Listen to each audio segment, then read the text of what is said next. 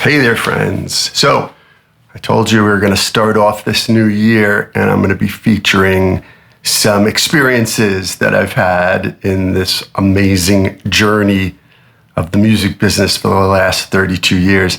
And one of them just fell into my lap, literally and figuratively. And I was reminded of it last week. I was scrolling through TikTok, and there's this guy showing how to play the licks from Dock of the Bay that Steve Cropper did.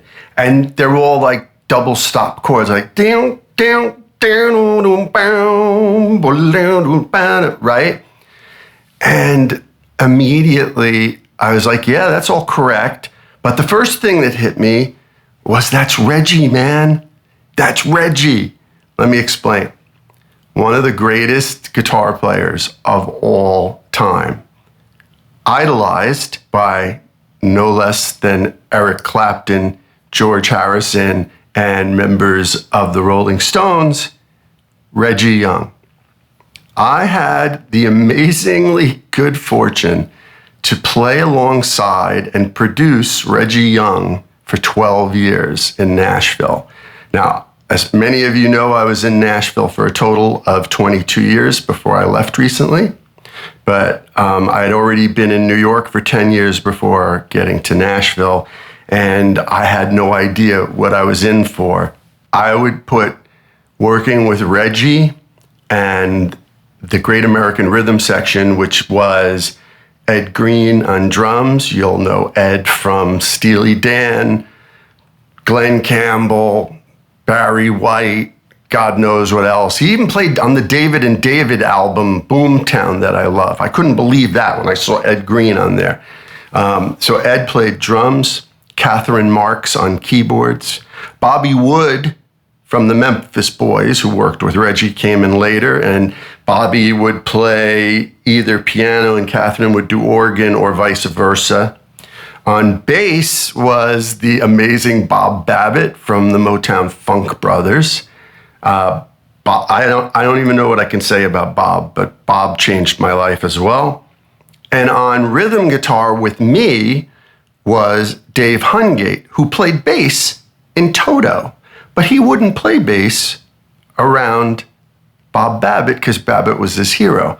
So he's like, oh, I'll just play guitar. And I'm like, but you're the bass player. And by the way, when he left Toto, he came to Nashville and played on hundreds and hundreds and hundreds of hit songs. Dave Hungate's a bad mamma jamma. He's also the guy that played on Silk Degrees, right? Like low down, right? All that crazy, amazing bass playing. So Dave played rhythm guitar, kind of second lead rhythm guitar. He would come up with ideas that would just blow your mind.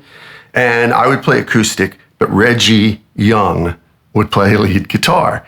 And with all these amazing musicians in the room, you know how good Reggie is when they would come out of the booth in between takes and just go, Reggie, man, Reggie.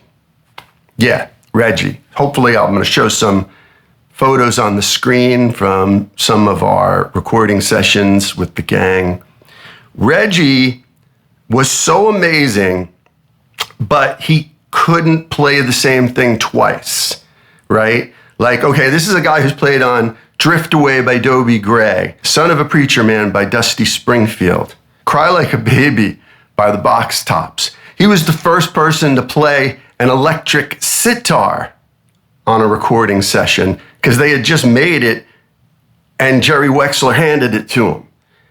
I mean, he's played on Aretha sessions, Muscle Shoals sessions, Nashville sessions.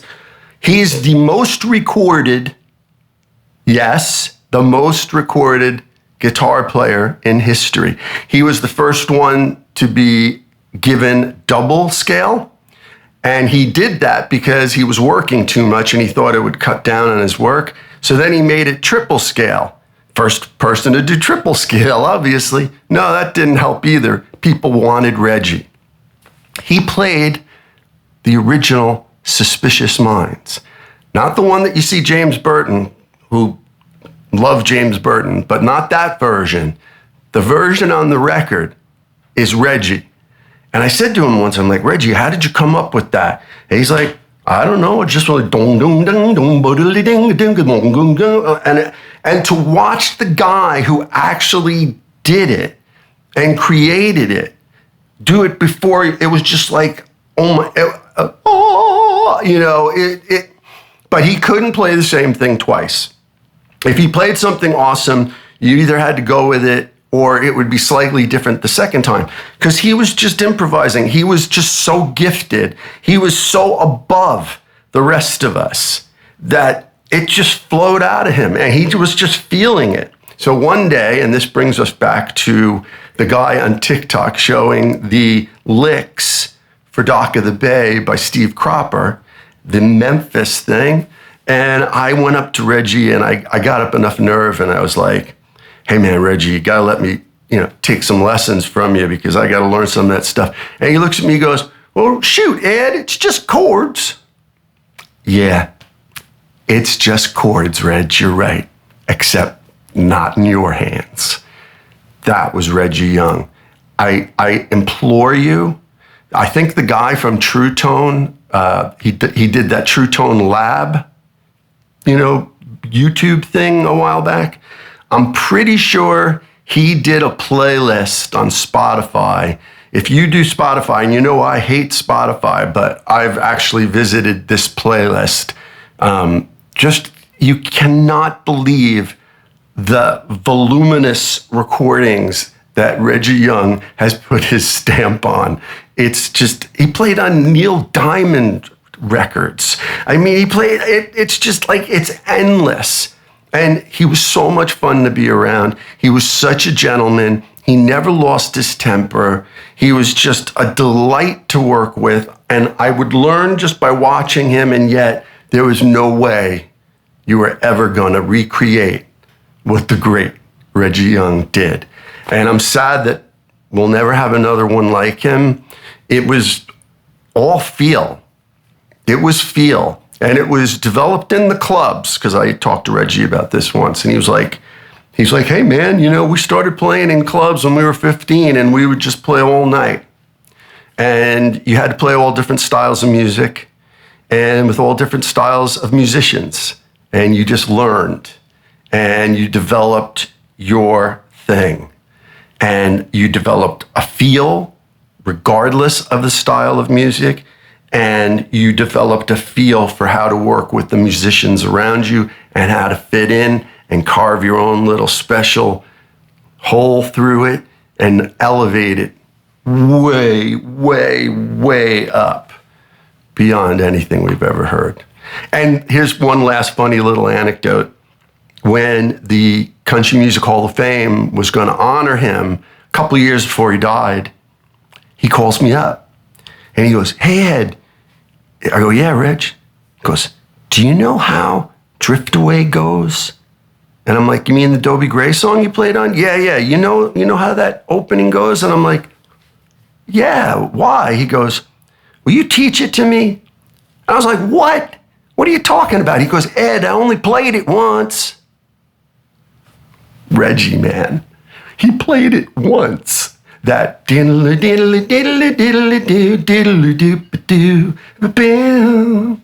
I mean, these classic things that are now part of our consciousness, and he just tore it off once and forgot about it. Go check out Reggie Young, because it was my supreme honor and privilege to work with him and the rest of the Great American Rhythm section. But it was that TikTok video. As soon as I saw that, I'm like, it's Reggie, man. That's what Reggie does. And I guess it's a Memphis thing, but they all learned it in the clubs. And this is one thing I lament that we don't have more of anymore. Like, you need to be out playing.